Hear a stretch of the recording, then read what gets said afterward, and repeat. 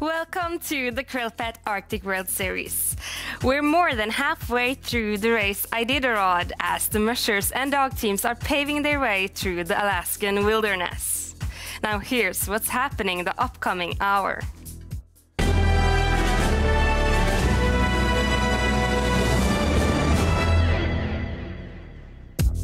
The mushers have started to leave Galena. Brant Sass is currently in the lead.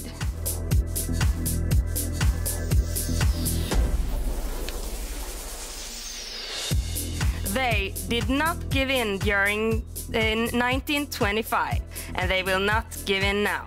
The last great race. Our reporter Nina has many updates from the upcoming checkpoints.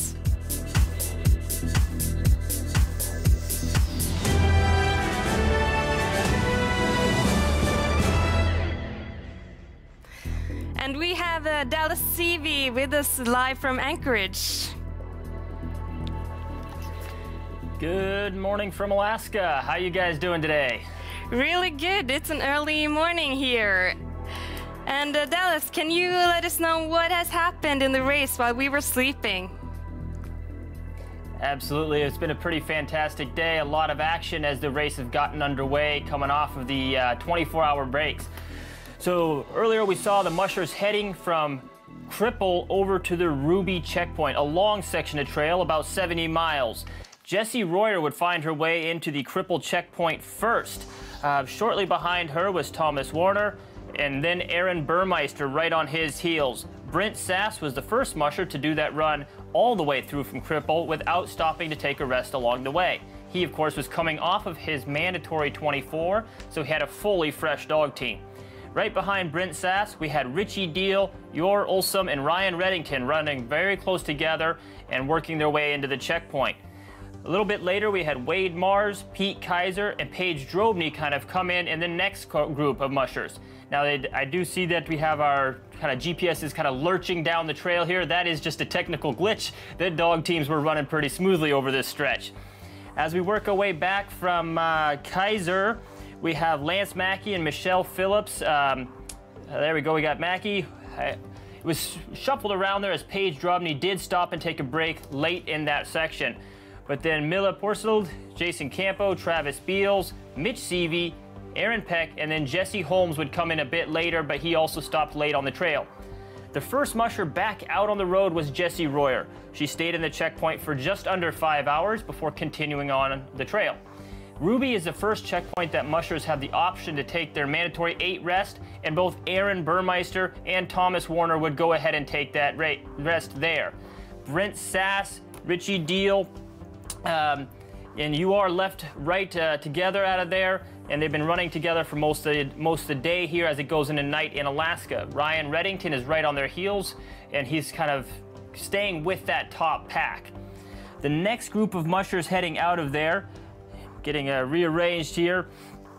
Next group of mushers out of there, we had the group with Drobny and, with Richie Deal, and then Kaiser, Drobny, Mackey, Burmeister, and Thomas Warner. Burmeister and Thomas Warner, as they brought up kind of the back of the top 10, or the last in the top 10 there, those guys, you got to remember, they just completed their mandatory 8-hour rest, while many of these other mushers that you see in front of them on the trail took only between 4 to 5 hours at that checkpoint. So while they're a little bit farther back on the trail, position-wise, they're actually farther forward. Michelle Phillips, Mitch Seavey, Wade Mars would be the next mushers out. Jessie Royer was the first to the Galena checkpoint, and she would pull in there to stop and rest. We don't know yet if she is going to take her mandatory 8-hour rest there or not. Brent Sass was the second musher into the Ruby checkpoint, the Galena checkpoint, but he would not stay long. He blasted on through there after only 13 minutes, where he picked up some food for his dogs and continued on down the trail. You are also Richie Deal and Ryan Reddington would be the third, fourth, and fifth musher into that checkpoint. Pete Kaiser, Paige Drobny, and Thomas Warner would be the next group of mushers working their way in there, and then Burmeister and Mackey pulling in a little bit later to round out the top 10. Brent Sass did continue down the trail for some distance, but he is stopped on the trail now, resting his dogs. Strategically, actually, if we can zoom out just a little bit on the map here, that would be great. Strategically, what we'll see is that Brent Sass is positioned halfway down the Yukon River. So on one side of the Yukon River, to the right of the screen, we have Ruby. On the left-hand side, if we zoom out, I don't know if we can do that or not, on the left-hand side, you'll see Kaltag, and you'll see Brent Sass pretty much equidistant between Ruby and Kaltag. So he has clearly positioned himself to do the Yukon River in 2 long runs. He'll, I mean, almost 100% guaranteed to take his mandatory 8 in the checkpoint of Kaltag, which is at the far west end of the Yukon River, at least as far as the Iditarod will go on the Yukon River, and then continue on. The remainder of these mushers here have kind of set themselves up to do this Yukon River in at least 3 runs. So you are going to see a little bit of a burst of, I don't want to say speed, but a burst in position from Brent Sass. This is going to put him farther ahead in the pack. 95 years after the first sled dog and dog sleds arrived in Nome with antitoxins for diphtheria, Alaska is once again faced with a challenging situation. And we have Nina with us live from the trail. And I wonder, how is the coronavirus affecting Iditarod?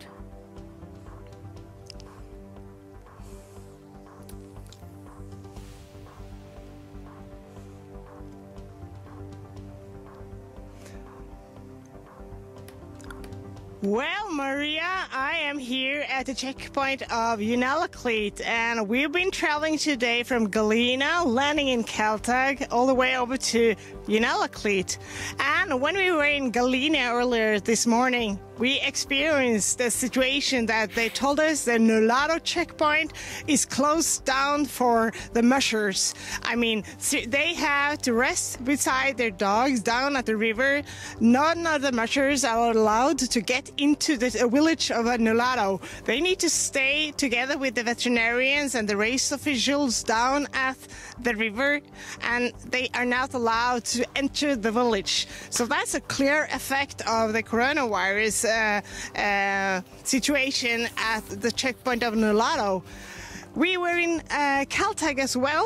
We had some hours in Kaltag, made some nice interviews, and in Kaltag the school was closed down, so there were no place for the visitors to stay or to sleep. Actually, we knew that, so we were not supposed to stay there, but they did like close down the school, and they had a virus meeting, the coronavirus meeting, while we were there. So the children were told a little bit more about the virus, and the locals were told not to handshake. They were told not to give hugs to visitors or friends. They were told to keep a little bit distance. So, you know, when we were greeting somebody now, or when we are here in Unalakleet greeting somebody, we do like hit our elbows together. So that's how we now say hello to the people we meet. We just use our elbows, or we use our fist to say hello with our gloves on. So that's a clear effect of the fright, the scare, the people are afraid of the virus. And Dallas, you're in Anchorage. How is the virus there on people's minds as well? You know, I'm sure it is on people's minds. I think it's on people's minds everywhere around the world. I am in a little bit of a bubble here in Anchorage. I pretty much am in the same place I have been. I don't think I've left this building but once since the race started. So I might not be the best person to ask about the kind of feeling around town. My focus is on this race right now, and I guess we have kind of, whether intentionally or not, kind of self-quarantined just by virtue of having a job to do here and being very focused on that task. I guess if you are going to be stuck in a quarantine type situation, at least we have a dog race to watch going on. I know that it is on the mushers' minds, just at least peripherally, as they travel down the trail. There are effects. As Nina was just describing, the Nulato checkpoint is not going to allow the mushers into the village, which, if you think about it, geographically speaking, these villages that are in very remote parts of Alaska are some of the few places that can truly and effectively quarantine an entire town, because there's just not that much travel. So it makes excellent sense. Everybody is very understanding of the situation. And the general sense I got from the mushers was not a sense of disappointment, but of gratitude that they would be able to still have a checkpoint there. The food will be there for the dogs. They're going to have the straw for the dogs and the fuel to cook for the dogs. The race was going to set up some tents, I believe, for the mushers to stay in, possibly. We don't know if that's actually going to happen or not. But mushers are tough, hardy people. They don't mind sleeping on the trail. So I think everybody understands, and they just appreciate that things are still happening, especially as we've seen other events, most notably the race in Norway just recently stop partway through. The mushers here are just grateful to be able to continue down the trail. And Nina, I know a lot of the people in the villages have really looked forward to have the mushers coming by. How do you think it's for them now?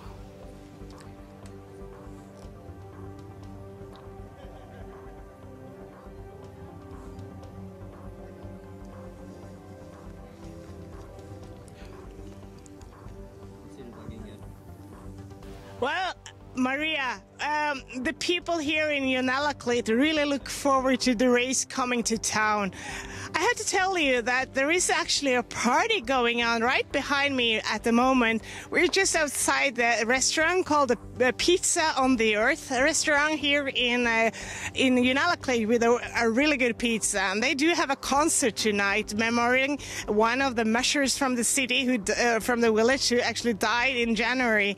So there is a party, a memorial party going on behind me at the moment. And we just had some fireworks here, and the people are so friendly. We got to stay in a private or a house here. We got our own bedrooms. People are really including us, so they're not afraid of new people coming to town carrying some kind of wires or being afraid of that. We're not doing that anyway. So, but people have been very, very including. We've had pizza. We've been sitting together in a restaurant with other people, and as I said, there is a party right now behind me, and the checkpoint is being set up a couple of 100 meters from here. They are setting up the checkpoint. We got a ride from the airport, like half a mile coming down here to where we're staying, and people are just nice. They're just, to me, everything seems normal here, except that we don't shake hands. That's good. The Finnmark race in Norway got cancelled and the world seems turned upside down, but at least Iditarod is still going. But I heard that the ceremonial at the end is not happening. Is that right, Dallas? Yes, they have postponed the awards banquet at the finish in Nome. That usually follows the finish of the race. Typically the mushers will finish, I think it's Monday or Tuesday. I'm always racing and I never care what day of the week it is, so I think it's Monday or Tuesday that we typically finish the race. And then the coming Sunday we have the big awards banquet where, I mean, obviously they're handing out the awards. The mushers share a little story from the trail. It's a great event. It's a great party in Nome. Everybody getting together and celebrating the Iditarod and the history that sled dogs, you know, have played in Alaska. So that has been postponed indefinitely. They have asked that people don't go to Nome for the finish unless they're absolutely crucial to the operation of the race or helping their musher return home as quickly as possible with the sled dogs after the race. I really do feel for the villages and the towns along the way that do so much to support the Iditarod. This race doesn't happen without their volunteer help and support of these communities and towns and villages. And so for them to have to distance themselves from the race, like in Nolato, for example, is really a sad thing because they look forward to this year-round, and especially for the youth in the town where maybe they've only seen a couple Iditarods yet in their life. It is kind of disappointing, and particularly, again, in Nome when it is the big celebration. But it's one of the things, you know, we'll pull together and as a state handle this as best we can. And there's always a race next year. And I think that's part of the mentality is in Alaska, there will be good days and bad days, and you've got to ride those out, pull together in the hard times, and celebrate when things are better. Yes, and that's how it all started, the serum run. And but Nina, looking at the bright side, you've experienced a lot in Galena and probably where you are now. How can you describe more? How is it looking on the bright side?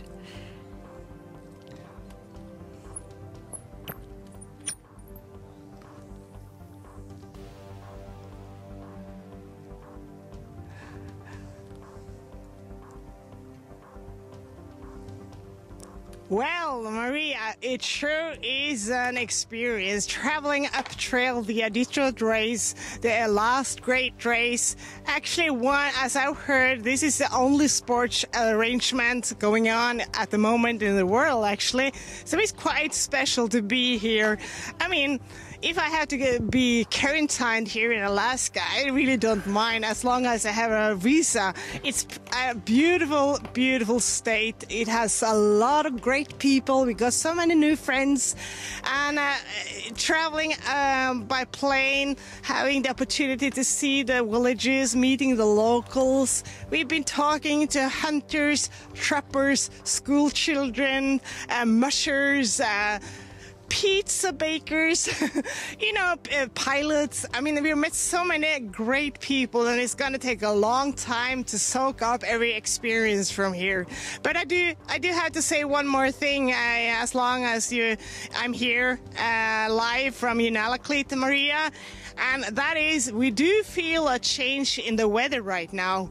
We have snow coming in, as you see. It is actually snowing here now at me, and we do have a little bit more wind. It's not as cold as it was. It's been much milder here on the coast by the Bering Sea, but sure is some new weather situation coming in. And we have heard rumors that tomorrow all the planes there will be no flights on the west coast going further on towards Nome because the weather is due to the storms. But we are going to stay a couple of nights here in Unalakleet, make some great reports tomorrow, and then we'll get out, hopefully, to Nome at Sunday afternoon. But I mean, as long as Unalakleet has the best pizza ever, I will survive for sure. But Nina, is it a storm on its way there?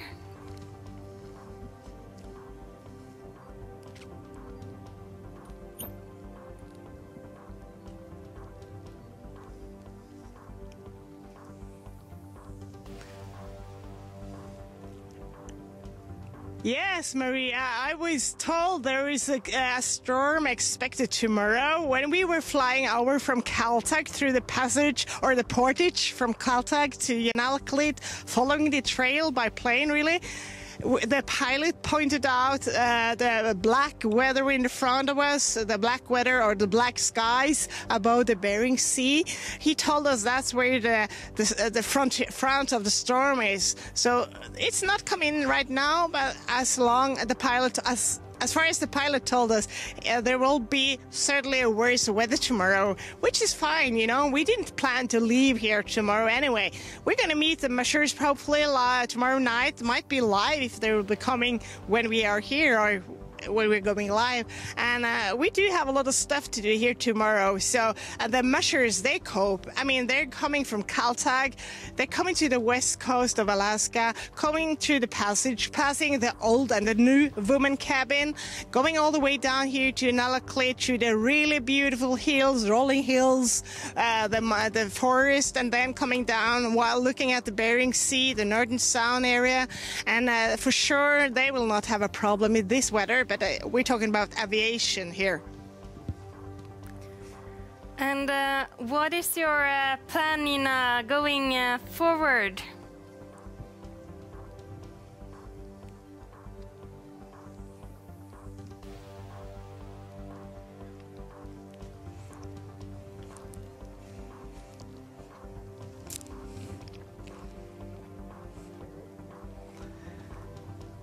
Well, Maria, my camera guys, Øyvind Nordalnes and Christopher Fornebu and we will certainly do some interviews tomorrow. We do have a plan. We do have some hopes of getting on a snow machine and heading towards Kaltag again by snow machine 1 to 2 hours and try to get some nice footage from the trail. Hopefully we might see some of the musher along the trail. We don't know yet, but that's a plan. We do have a lot of interesting people here in Unalakleet. This is a place with about 800, 900 people, inhabitants living here. There are so many great stories from this area. I just talked to a guy who told me if you wander along the beach or the beach area here, you might find walrus teeth. You might see different kind of animal, which is quite interesting, I think. And there are like so much things to do here when you are making stories from this checkpoint, from this village. There are people here with sled dogs. We can find some kennel and ask a little bit and try to find it more how it is to be living along the coast of the west coast in Unalakleet. And I don't know, it's just so much I need to experience. I'm just trying to soak in everything and try to deliver that for you tomorrow.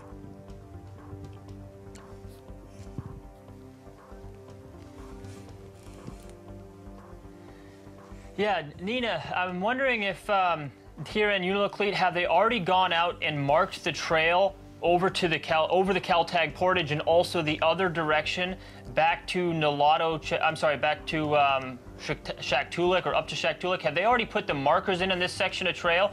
Because we do expect this to be a pretty significant snow, and I'm just wondering if they're going to be going out and doing that, packing down the snow and putting in the markers, or if the markers are already in place.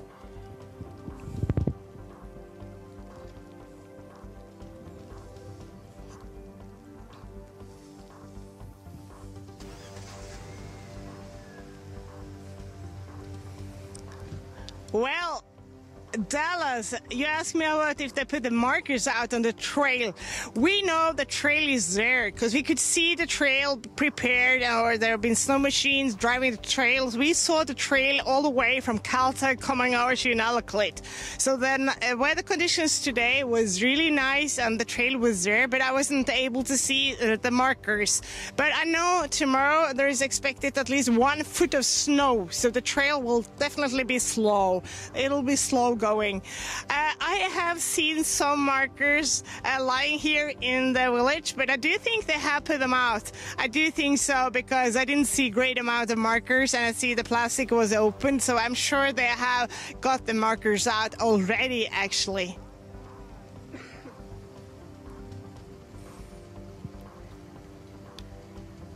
Yeah, that will be definitely be a factor, because we are seeing a forecast for about 1 foot of snow.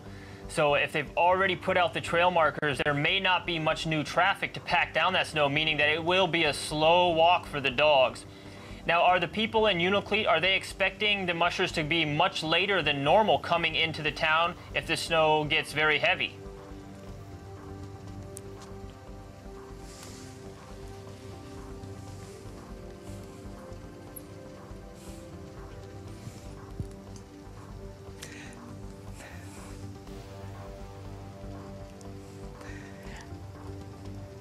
Dallas, I have been told they are expecting the mushers to arrive in during midnight, sometime around midnight, night between Saturday and Sunday, and that means from 24 hours from now. That's when they were expecting the mushers to arrive here in Unalakleet, and I heard they were expecting the mushers arriving in Kaltag in the morning.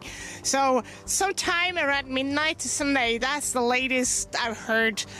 Talking to different people today, as well as the race marshal Mark Norman, who is here in Unalakleet. So, and that's the only information I have when the musher will arrive.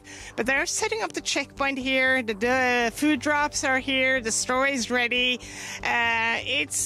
Everything is taken care of here, and I've talked to some of the locals and the children here. They came by asking me, when are the musher coming to town? So they're pretty excited, and I told them that it'll be late Saturday night, so almost Sunday, and they were a little bit disappointed by that. They wanted the mushers to arrive sooner. I could see it in their face. They were like looking around and watching us, what we were doing, asking us when they will come. So it seems like to me, especially this children or the teenagers, are excited about the whole last great race arriving to Unalakleet, Dallas.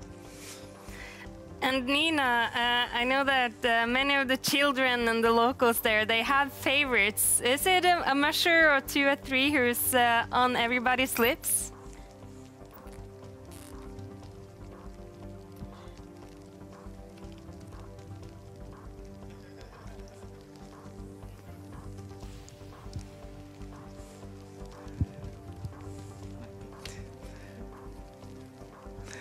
Maria, yes, there is actually. When I was in Kaltag, I talked to some of the older guys, the people helping us bringing our camera gear, the snow machine drivers in Kaltag from the airstrip in Kaltag. I talked to 2-3 of the ones, the male locals, natives, and they sure said Lance Mackey, all of them. They were rooting for Lance Mackey. But when I came here to Unalakleet, I started talking with some really sweet girls. They were like teenagers. They were really, really sweet. I had to ask them, who are you guys rooting for? And all of them said Ellis Circle. They were rooting for her, all of them. And they were so impressed by her because they've heard that she actually is really good. We're using, I don't know the word again now in English, but like arm wrestling. Yeah, that's the word. Arm wrestling. They rooted for her because they know Alice Circle is a really strong arm wrestler. And they heard that she actually broke some woman's arm when she was arm wrestling with another woman. So they were really impressed by Alice Circle, and they really was rooting for her, which I found was really cool, the reason why they rooted for her. Now we can't wait to hear more from Unalakleet.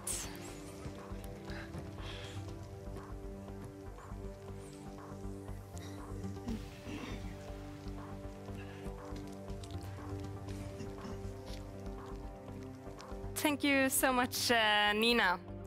And with me here in the studio, I have a guest here, a veterinarian and handler of Iditarod, Hanna Fredriksen. Welcome. Thank you. It's been a lot going on in Europe, and we hear that it's affecting Iditarod also to some point, yeah. At some point. And what do you think about it, the coronavirus?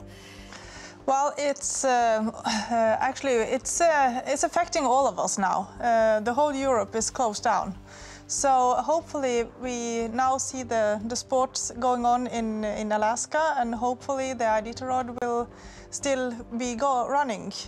And we heard Nina and Dallas was talking about that Nulato is closed down now for there's small villages, and they are, like Dallas said, it's very, very small communities. So we for sure they are afraid of the virus, but hopefully the mushers will go down the trail and continue the race and finish in Nome. Yeah. Hopefully, yeah. And we have Dallas still with us. Hearing that it's a storm coming in. The weather has changed the outcome before and of a race. I know that you yourself came in to Nome not knowing that you were the winner, the champion that year. Can it be the same this year? You know, that was a unique situation that year. That was an intense blizzard. What we have forecasted is actually about Saturday night, early morning Sunday is kind of the peak of this storm, I believe, is about between 6 and 12 inches of snow. This is kind of in that range in Alaska, going pretty much everywhere from Ruby to Unalakleet, where we just saw Nina, and kind of north of that. So it's going to encompass much of the trail, or the terrain that the trail is going to go through. We're going to see a lot of snow. There's actually saying in some areas they can get up to 15 inches of snow. I think that's 45 centimeters approximately of snow there. And there's also forecast in areas for up to 25-mile-an-hour winds. This is going to drift in the trail. It's going to slow it down, assuming the forecast is correct. And that's not always a guarantee in Alaska. So yes, this could absolutely affect the race. I know it's on the mushers' minds. The little bit of interviews that I've seen on the trail and just kind of the buzz I've heard from the trail, mushers are definitely aware of this weather system moving in, and they're going to try to set their teams up for this. I think right now the best bet is to be in a position with a powerful team, make sure you have plenty of rest so that your dogs are able to really accomplish that more difficult trail a little bit easier. Traditionally, we have seen the worse the trail is, that is to say the deeper the snow, the harder it is to pull the sleds, the more advantage it is for the rested teams. So if you might be several hours behind the leader but have a really strong team, it's easier to make up that time if it is going to be a slow trail. So this is a strategy point. Mushers are wondering if it's worth it to get out in front and maybe try to cover as much trail as possible before the weather comes in. Get over the trail before you have a foot of snow to contend with. Or is it better to log some rest and get ready to, march through it? So this is a strategy point. It could absolutely affect this race. But on the other hand, I guess that's what this race is. It's about taking whatever curveball Mother Nature throws your way and handling it well with your dog team. That is the art of the Iditarod right there. So while it's exciting that there's a storm, it's not a dangerous storm in the context of 90-mile-an-hour winds or something like that. It's exciting that there's a storm like that, of course, where it's going to slow things. It's another element to talk about and another element for the mushers to overcome. It is just, that's what the Iditarod is. It would almost be a boring race if you didn't have 2 or 3 things like that throughout the course. And Nina, you're in Unalakleet. Does it look like the trails are slow to you?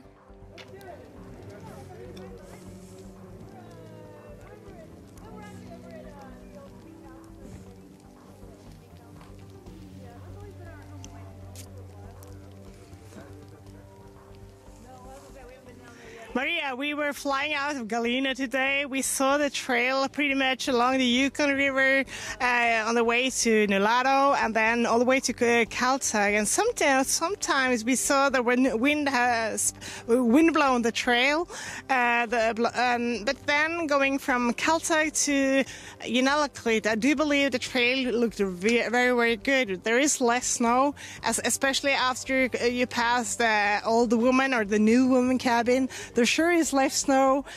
To me, it looked like a very, very good trail as far as I could see from the air.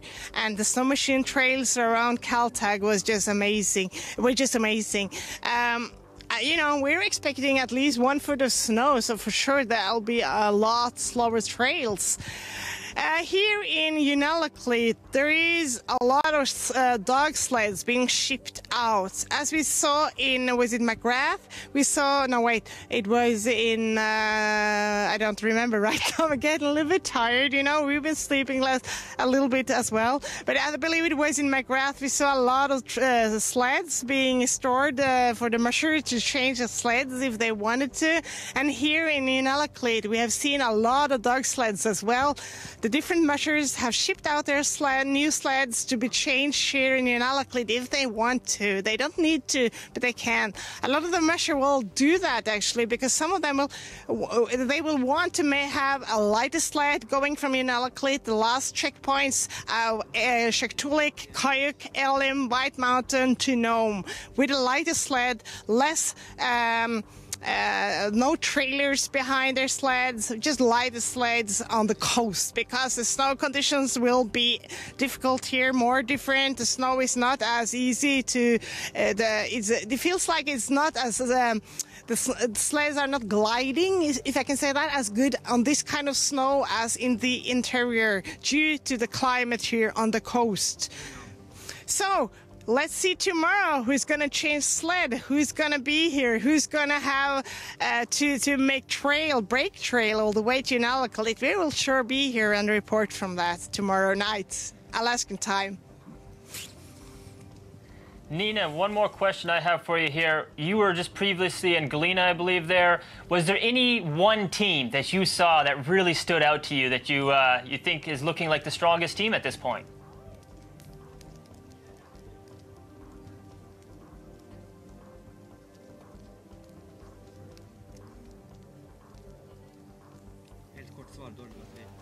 I don't hear too much right now, but are you asking me what's the strongest team at this point? Oh, I do not have the total view of the situation right now, Dallas. I've been out of Wi-Fi for a long time, so I need to check on that for tomorrow. I'm sorry about that. But I do feel that we have some really good teams with Jesse and Thomas, Brent. We sure need to get some more Wi-Fi connection to check the current standings here.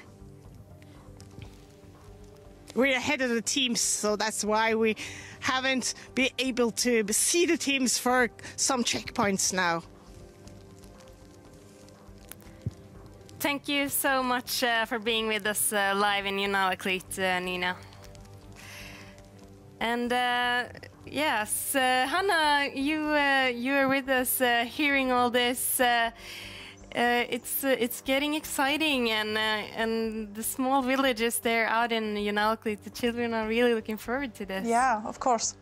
I think it's like Nina is saying, the children and the youth, and like Dallas is saying, for the villages along the trail, it's very, very important that the Iditarod is it's a big happening during the year.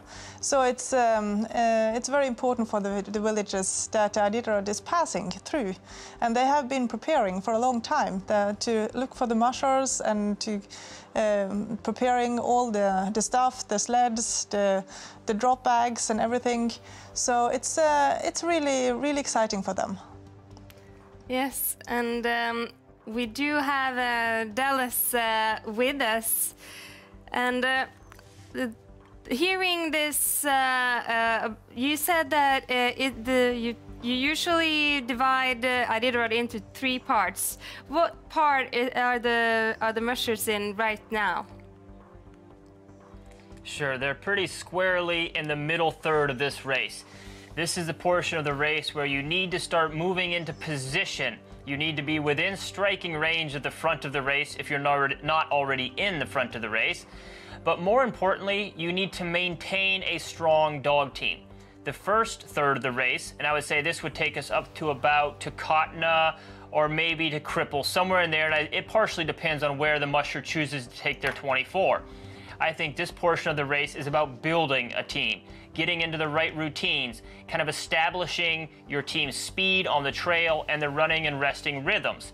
Now, when you move from your 24 down to about Kaltag, the end of the Yukon River, where the mushers are, racing towards right now, this middle third is about working your way into position, and we've seen this from a couple mushers. For example, Brent Sass, who's kind of maneuvered towards the front a little bit. I think Thomas Werner and Aaron Burmeister in a good position as well. We see many of the mushers starting to want to be close enough to the front that they have a striking position to take the lead by the time they reach the finish.